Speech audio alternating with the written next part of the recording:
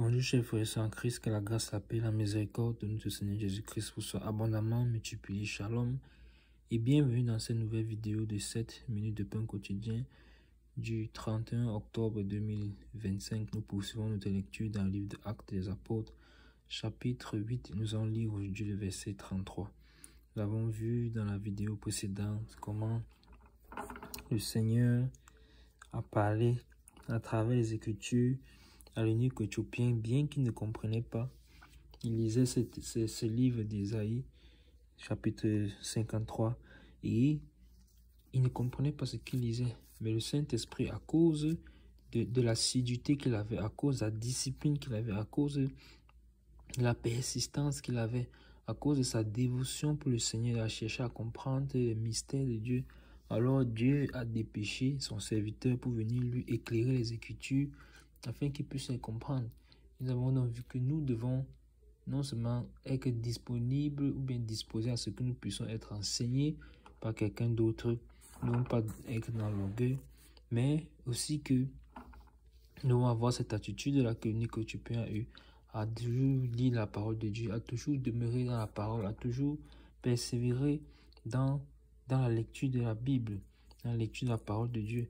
Car cet homme était riche, cet homme gérait beaucoup de biens, il était ministre, mais tout cela n'a pas détourné son cœur des choses du Seigneur. Donc il a persévéré, il est resté, bien qu'il était étranger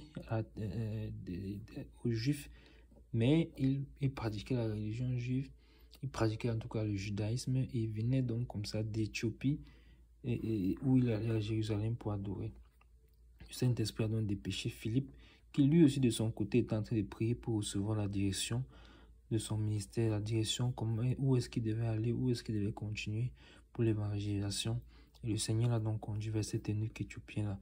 Et cet eunuque éthiopien-là a donc lu ce passage d'Ésaïe chapitre 53, du verset 7 à 8, et il ne comprenait pas. On avait commencé donc à lire le passage dans la vidéo précédente qu'il avait lu, que je le lis rapidement. Le passage de l'Écriture qu'il lisait disait ceci: il a été mené comme une brebis à la boucherie et comme un agneau muet devant celui que le tond, et il n'a point ouvert la bouche. Ça, c'est ce que nous avons donc vu hier dans la vidéo précédente. Et aujourd'hui, ce verset, le verset d'aujourd'hui nous dit, qui poursuit ce Ésaïe 53, dit ceci: dans son humiliation, son jugement a été levé, et sa postérité qui la dépeindra, car sa vie a été retranchée de la terre. Amen. Et donc, également dans la vidéo précédente, nous avons vu que le Seigneur Jésus-Christ, puisque Isaïe 53 parlait de lui, a fait tout cela pour nous. C'est ce qu'il a fait pour nous à la croix. Et il était sans péché, sans remède. C'est lui qui a été conduit comme cet agneau-là. Comme cet agneau-là devant celui qui le tond, ou bien cette brebis à la boucherie. Et il n'a pas ouvert la bouche. Mais nous avons donc été encouragés. Est-ce que nous, lorsque nous subissons les injustices, pourtant le Seigneur n'avait rien fait, il mourrait même comme ça pour des pécheurs, pour des coupables, est-ce que nous, donc, lorsque nous souffrons l'injustice, nous n'ouvrons pas la bouche? Donc, nous avons été encouragés à souffrir quelques injustices, à être humble, à revêtir les sentiments qui étaient en Christ, à revêtir les sentiments d'humilité. Et ce verset 33-ci, ça continue dans la même lancée, dans son humiliation. Vous voyez, il a été humilié. Est-ce que quand nous sommes humiliés, quelle est notre réaction? Quelle est notre réaction quand nous sommes humiliés? Comment est-ce que nous réagissons? Comment est-ce que nous nous comportons? Est-ce que le désir de vengeance monte dans nos cœurs? Est-ce que le Seigneur Jésus-Christ a-t-il voulu se venger de nous? Non. A-t-il voulu se venger même de Judas qui l'a trahi? Non. Il a manifesté l'amour tout comme aux autres, à tel point qu'on ne savait pas faire de différence entre lui et les autres.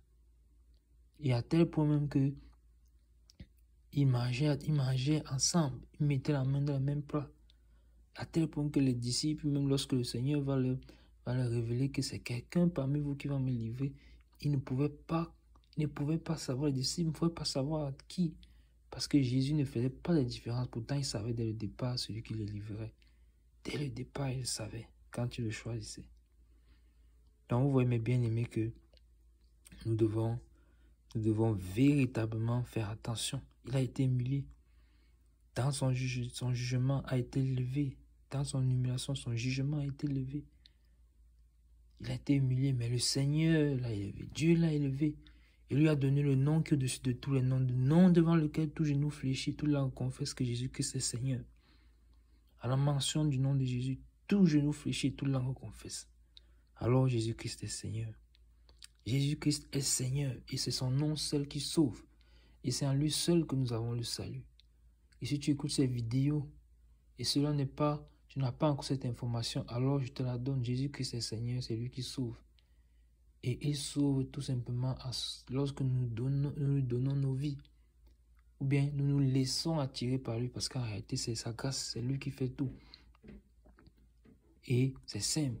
En reconnaissant notre situation de pécheur, notre état de pécheur, en abandonnant notre vie passée de péché, nous venons à lui, en l'acceptant comme Seigneur et Sauveur, nous nous faisons baptiser en son nom et nous croyons en son œuvre accomplie à la croix et nous obtenons la vie éternelle. Ainsi simplement. Et son jugement a été levé et sa postérité qui la dépendra. De quelle postérité es-tu donc? De quelle postérité es-tu? Jésus-Christ est le premier-né d'entre les morts. Et quand il reviendra, il faut que nous soyons dans sa postérité. Ses frères, quand il nous a appelés ses frères, si nous sommes en lui, pour que nous ne soyons pas jugés, mais que nous soyons sauvés. Et que nous faisons nos parties effectivement de cette postérité-là, qui non seulement c'est, mais également c'est d'Abraham.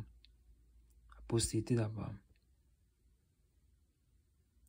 Sa vie a été retranchée de la terre. Regardez jusqu'où son sacrifice est allé.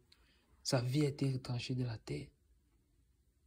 Il est allé jusqu'à mourir à la croix. Le sacrifice ultime. À peine mourrait-on pour les gens de bien. Et lui, il est mort pour quelqu'un, pour nous, des impies, des gens vivant dans le péché. Le Seigneur est mort pour nous. Il a accompli une œuvre éternelle. Le sacrificateur merveilleux et excellent qu'il nous fallait. Oh Seigneur, ton nom est digne de louange.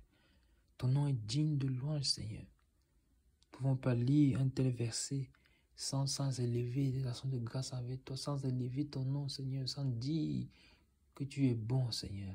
Merci pour ta miséricorde, merci pour ton amour qui s'est manifesté envers nous, à ce que tu as donné ta vie pour que nous ayons la vie éternelle. Oh Seigneur, merci.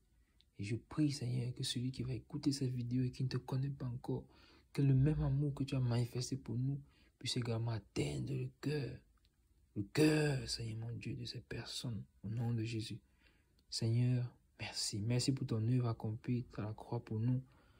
Nous sommes tellement reconnaissants. Nous voulons t'aimer davantage chaque jour, car tu nous as aimés le premier.